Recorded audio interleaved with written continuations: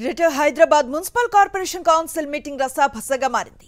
2025-26 ఆర్థిక సంవత్సరానికి budget ఆమోదంపై council meeting ను ఏర్పాటు చేశారు. తొలుత మాజీ ప్రధాని మన్మోహన్ సింగ్, రతన్ టాటాకు కుటుంబ సభ్యులు నివాళులర్పించారు. ఆ తర్వాత మేయర్ విజయలక్ష్మి బడ్జెట్ ప్రవేశపెడుతున్నట్లుగా ప్రకటించారు.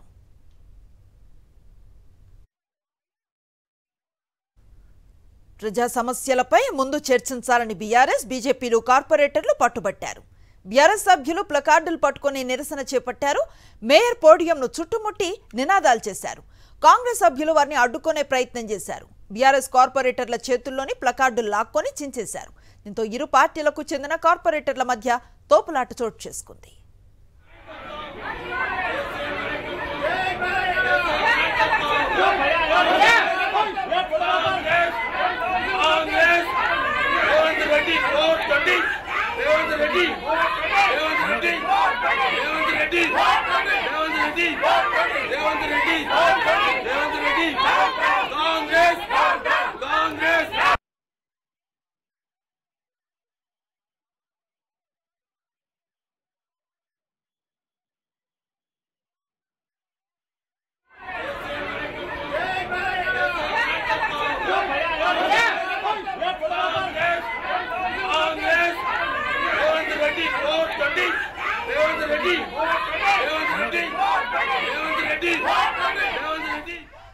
మేయర్ ఎంత విజ్ఞప్తి చేసినా బీఆర్ఎస్ కార్పొరేటర్లు వెనక్కి తగ్గలేదు. దీంతో సభను వాయిదా వేశారు మేయర్. ఆ వెంటనే బడ్జెట్ ను ఆమోదిస్తున్నట్లుగా ప్రకటించారు.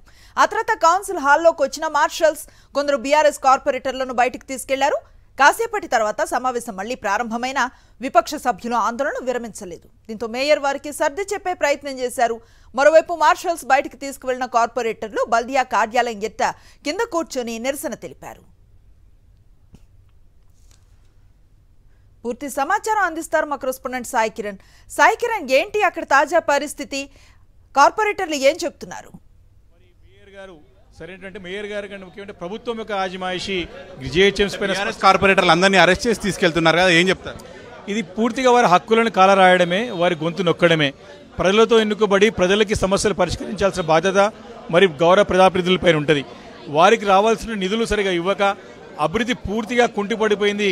గతంలో బీఆర్ఎస్ హయాంలో అభివృద్ధి వేగవంతంగా జరిగి హైదరాబాద్ ఖ్యాతిని పెంచినటువంటి సందర్భం బీఆర్ఎస్ పార్టీలో ఉంటే గడిచిన 14 నెలలుగా ఈ ప్రభుత్వం తీసుకున్న నిర్ణయాలతో హైదరాబాద్ యొక్క ప్రతిష్ట దిగజారిపోతాం. బడ్జెట్ ప్రవేశపెట్టారు కదా, బడ్జెట్ మీద చర్చిద్దామని మేయర్ అంటున్నారు కదా, మీరు దానికి ఒప్పుకోవట్లేదు. ఈరోజు చాలా స్పష్టంగా తమకు నిధులు కేటాయించకుండా ఏకపక్షంగా గత 14 నెలల నుంచి పరిపాలన సాగుతూ ఉంది.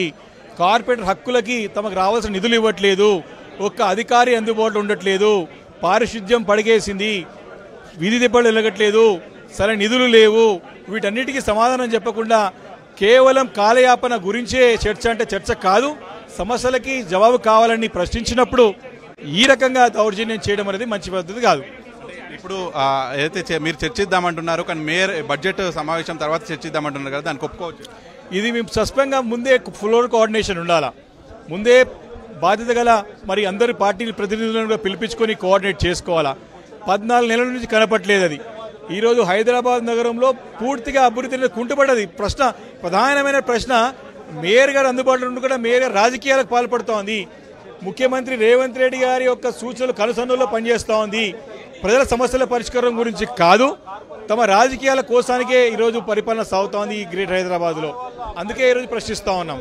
అంబర్పేట ఎమ్మెల్యే కాలేరు వెంకటేష్ కూడా ఉన్నారు, చెప్పండి. పోలీస్ స్టేషన్ తీసుకుపోవడము, జిహెచ్ఎంసీ చరిత్రలో కార్పొరేటర్లను పోలీస్ స్టేషన్లు తీసుకుపోయి ఎప్పుడైతే కౌన్సిల్ జరుగుతుందో ఆ కౌన్సిల్ జరిగే టైంలో పోలీసులు దౌర్జన్యంగా ఆడవాళ్లను కొట్టి తీసుకొని పోవడము అమానుషం. రేవంత్ రెడ్డి గారు, ముఖ్యమంత్రి గారు ఎన్నో డైలాగులు కొట్టిండ్రు. చాలా ప్రజాస్వామికంగా ఉంటుంది, ట్రాన్స్పరెన్సీగా ఉంటుంది. మేము మహిళలను చాలా బడ్జెట్ చర్చకు అవకాశం ఇస్తలేరు కదా బీఆర్ఎస్ అనేది. మేము ఎందుకు ఇవ్వలేదండి, మేము చెప్పిందే అది. ఫస్ట్ మన హైదరాబాద్లో ఏమి శాంక్షన్స్ లేవు. కార్పొరేటర్స్కు శాంక్షన్స్ ఇవ్వకుండా అటు దోమల పెడుతుంది. స్ట్రీట్ లైట్స్ 40% స్ట్రీట్ లైట్స్ రావడం లేదు. అవన్నీ మా కార్పొరేటర్స్ మాట్లాడుతామనంటే దానికి అవకాశం ఇవ్వకుండా ఆమె అధికారంలోకి వచ్చి 1 ఇయరే జరిగింది. అధికారంలోకి వచ్చి 1 ఇయరే జరిగింది అంటున్నారు. 1 ఇయర్ 14 నెలలు అవుతుందండి. 14 నెలల నుంచి ఇంత క్రితం హైదరాబాద్ ఎట్లుండే, ఇప్పుడు హైదరాబాద్ ఎట్లుంది. మీరు సాయంత్రం పూట అదే మేయర్ గారిని తిరుగుమను, ఒకవేళ ఏ బస్తీలో ఉన్నా టోటల్గా స్ట్రీట్ లైట్స్ ఇట్లా వెలుగుతాయి, వీధి దీపాలు వెలుగుతాయి, దేనికంటే అది రెడీ. కానీ వాళ్ళు డెవలప్మెంట్ను వెనకేసి కేవలం కౌన్సిల్లో బుల్డోజ్ చేసి మా లేడీ కార్పొరేటర్ అందరినీ కూడా తీసుకుపోవడం చాలా అన్యాయం. ఈ చరిత్రలో ఈరోజు దుర్దినం జిహెచ్ఎంసీ కౌన్సిల్. అయితే జిహెచ్ఎంసీ కౌన్సిల్ సంబంధించినటువంటి సమావేశం రసాభాసగా మారింది. ఎవరైతే నిరసన తెలిపినటువంటి బీఆర్ఎస్ కార్పొరేటర్లందరినీ కూడా అరెస్ట్ చేసి తీసుకెళ్లినటువంటి పరిస్థితి. మనం జిహెచ్ఎంసీ ప్రధాన కార్యాలయం ఎంట్రన్స్ వద్ద చూస్తే పూర్తిగా గందరగోళ వాతావరణం ఉంది. ఎవరైతే బీఆర్ఎస్ సంబంధించినటువంటి ఎక్స్ అఫిషియో మెంబర్స్ అంటే ఎమ్మెల్సీలు ఎమ్మెల్యేలు కావచ్చు, అలాగే కార్పొరేటర్లు ఎవరైతే నిరసన తెలిపారో వారందరినీ కూడా అరెస్ట్ చేసి తీసుకెళ్లినటువంటి సందర్భం అయితే ఉంది. ముఖ్యంగా బడ్జెట్ను ఈరోజు జిహెచ్ఎంసీలో ప్రవేశపెట్టారు. జిహెచ్ఎంసీ బడ్జెట్ పైన చర్చించేయడానికి మేయర్ అందరికీ అవకాశం ఇస్తుంది. అయితే బడ్జెట్ పైన చర్చించే కంటే ముందే ప్రజల సమస్యల ముందు చర్చించాలి. కాంగ్రెస్ గవర్నమెంట్ అధికారంలోకి వచ్చి 1 ఇయర్ కావస్తుంది. మరి ఈ 1 ఇయర్లో ఇంతవరకు హైదరాబాద్లో ఎటువంటి డెవలప్మెంట్ లేదు, కేవలం ప్రతిపాదనలు చేస్తున్నారు కానీ అభివృద్ధి ఎక్కడ కనిపించట్లేదు. మరి దీనిపైన ఖచ్చితంగా చర్చించాలి అంటూ బీఆర్ఎస్ కార్పొరేటర్లు కొంత ఆందోళన చేశారు. మేయర్ పోడియం వద్ద కూడా వెళ్ళి ఆందోళన చేపట్టేసరికి వారందరినీ కూడా జిహెచ్ఎంసీ కార్యాలయాన్ని బయటకు తీసుకొచ్చారు. తీసుకొచ్చిన తర్వాత వారందరినీ అరెస్ట్ చేసి తరలించినటువంటి పరిస్థితి. ముఖ్యంగా కాంగ్రెస్ ప్రభుత్వం అధికారంలోకి వచ్చిన తర్వాత జరుగుతున్నటువంటి ఇది 2వ కౌన్సిల్ సమావేశం. అలాగే ముఖ్యంగా అయితే బీఆర్ఎస్ నుంచి గెలిచినటువంటి మేయర్ గద్వాల విజయలక్ష్మి ఆ తర్వాత కాంగ్రెస్ పార్టీలోకి వెళ్ళడం, అలాగే డిప్యూటీ మేయర్ కూడా కాంగ్రెస్ పార్టీలోకి వెళ్లడంతో బీఆర్ఎస్ కార్పొరేటర్లు మేయర్ పైన తీవ్ర ఆగ్రహం వ్యక్తం చేశారు. బీఆర్ఎస్ మద్దతుతో గెలిచినటువంటి మేయర్ ఇప్పుడు కాంగ్రెస్కు అంతపాడుతుంది. ఒకవైపు బీఆర్ఎస్ కార్పొరేటర్లు కావచ్చు, బీజేపీ కార్పొరేటర్లకు ఎక్కడ కూడా నిధులు కేటాయించట్లేదు అనేటువంటిది ముఖ్యంగా వారి డిమాండ్గా ఉంది. ఇంకా బీఆర్ఎస్ సంబంధించినటువంటి ఎమ్మెల్యే మాట్లాడుతున్నారు. జరుగుతుంది ఫండ్స్ వస్తాయని చెప్పేసి వాళ్ళు అనుకుంటున్న తరుణంలో ఈ విధంగా వాళ్ళని ఎలగొట్టి చర్చ అదేవిధంగా కొనసాగించడం చట్టవిరుద్ధం అని చెప్పేసి నేను చెప్తున్నాను. ప్రజాస్వామ్యబద్ధంగా మా కార్పొరేటర్లతో చర్చించి ఇవాళ ఏ విధంగా బడ్జెట్ని ఆ యొక్క డివిజన్లలో వాళ్ళకు కూడా కేటాయించి అభివృద్ధి చేసుకోవాలని చెప్పేసి మేము చెప్తాం. ప్లకార్డులు చింపలేదండి. ఇవాళ మొట్టమొదటిగా మా మహిళా కార్పొరేటర్ల పైన దాడి చేయడం జరిగింది. దానికి నిరసన తెలుపుతూ మేము బయటికి రావడం జరిగింది. అది ఇటువైపు బీఆర్ఎస్ కార్పొరేటర్లు వారు ప్లకార్డ్స్ కూడా చింపి మేయర్ పోడియం మీద కూడా వేయడం జరిగింది. సో ఎవరైతే మేయర్ పైన నిరసన తెలిపారో వారందరినీ కూడా అరెస్ట్ చేసి తరలించినటువంటి పరిస్థితి. ప్రస్తుతం ఎవరైతే జిహెచ్ఎంసీ సంబంధించినటువంటి కౌన్సిల్ సమావేశం నుంచి బీఆర్ఎస్ సంబంధించినటువంటి ఎక్స్ అఫిషియో మెంబర్స్ కావచ్చు, కార్పొరేటర్లు అందరూ బయటకు వచ్చేశారు. వారందరూ కూడా జరుగుతున్నటువంటి కౌన్సిల్ సమావేశాన్ని అయితే వ్యతిరేకించినటువంటి పరిస్థితి ఉంది. ఎందుకంటే దాదాపు కాంగ్రెస్ గవర్నమెంట్ అధికారంలోకి వచ్చిన తర్వాత 1 ఇయర్ నుంచి ఎటువంటి అభివృద్ధి జరగలేదు అనేటువంటిది అయితే బీఆర్ఎస్ సంబంధించినటువంటి డిమాండ్గా ఉంది. మహమూద్ అలీ కూడా ఉన్నారు, మాట్లాడదాం.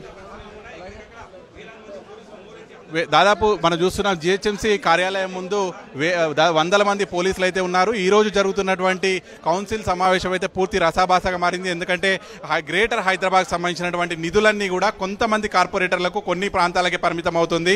1000 కోట్ల ఉన్నటువంటి బడ్జెట్ మాత్రం బీఆర్ఎస్ సంబంధించి బీజేపీకి సంబంధించి కార్పొరేటర్ల స్థానాలు ఏవైతే ఉంటాయో అక్కడ కేటాయించట్లేదు. అభివృద్ధి కుంటుపడుతుంది. ప్రజా సమస్యల మీద చర్చించాలి అనేటువంటిది వాళ్ళ ప్రధానంగా బీఆర్ఎస్ బీజేపీ కార్పొరేటర్లు డిమాండ్ చేస్తున్నారు. ఇలా డిమాండ్ చేసినటువంటి కార్పొరేటర్లందరినీ కూడా అరెస్ట్ చేసి తీసుకెళ్లినటువంటి పరిస్థితి కనిపిస్తుంది ఇక్కడ.